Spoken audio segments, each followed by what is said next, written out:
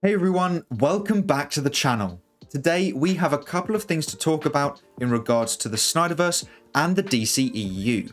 Snyder has posted twice in the last couple of days and has given a message to us SnyderVerse fans. Dwayne The Rock Johnson has given us a confirmed date for the Black Adam trailer, and we have new images of the Blue Beetle, Flash and Supergirl suits, and I have to say, I am pretty impressed. Now, we all know how cryptic Snyder can be, which Snyder did confirm himself, and it seems to be no different in his latest Vero post. On May 29th, he posted this image of him in San Diego with someone dressed as Aquaman, but his next post is surprisingly the one that us DC fans will be interested in. He posted this photo of a seahorse he had created on a beach with the caption, "I was digging in the sand today, nice to let work go for an hour." In the comments, one person said, "No message, just a photo of the beach," and Zack Snyder responded with, "You tell me." So he's being very playful and, as usual, cryptic.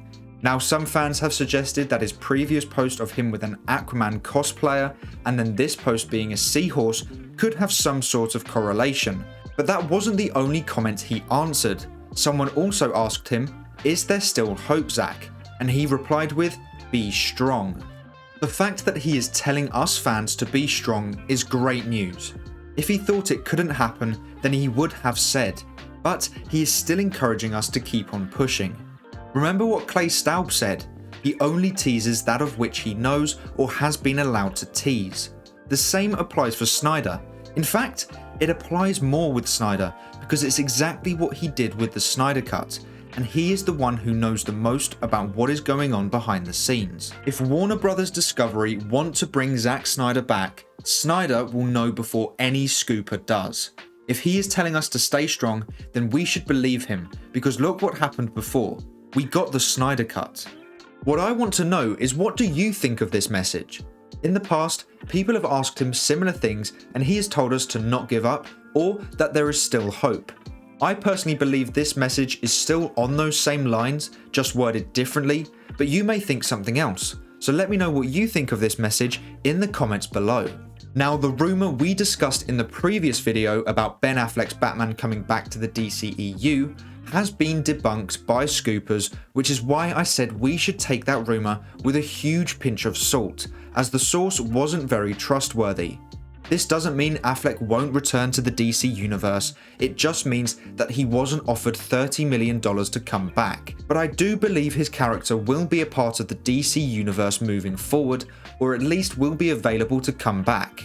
Whether or not Affleck wants to is up in the air right now, but I do think Warner Bros. Discovery won't close off the character's story because they know how popular his version of the character is, and apparently Ben Affleck has had a change of heart. We now move over to the main DCEU, where Dwayne Johnson has given us an update on the Black Adam trailer, and that is that the official trailer will be released on June 8th. Now, we have seen very little Black Adam footage, with the closest thing to a trailer being the World Needs Heroes video that was a compilation of all the DC movies being released this year. Unfortunately, since then, those DC films have been moved around and delayed, but we will be seeing a full trailer for Black Adam in a week's time. So that means more footage of Black Adam and the Justice Society of America, and hopefully more of the plot is revealed so we can understand where Black Adam stands in the DCEU. Is he a villain or an anti-hero? So are you excited to see the new trailer for Black Adam? And if so, what do you hope to see in it? Now, I am a bit late to this next piece of news, but that is because I wanted to wait and see if we got any more images, and we have for some, but not for others. So let's talk about the images of the new DC suits. We have our first images of the Blue Beetle suit, and I have to say, this is one of the best DC suits in live action. Obviously, with all the suits, they will be enhanced through CGI, but for a physical suit, it looks incredible. Unfortunately, I can't say the same for the Flash costume that was on show alongside the Supergirl suit at the Las Vegas Licensing Expo. Now, initially, I hated the Flash suit and thought the Supergirl suit looked okay, but nowhere near the quality of the SnyderVerse suits designed by Michael Wilkinson. However, since more photos have been posted in a higher quality and are closer to the suits, my opinion has changed. Now, whilst I still do not like the material used for the Flash suit or the cowl, I have to admit, I really like the boots, the colour of the suit, and the Flash emblem. Unfortunately, the cowl looks way too bulky in my opinion and should have been much thinner. So, the suit isn't great, but it isn't awful as I originally thought.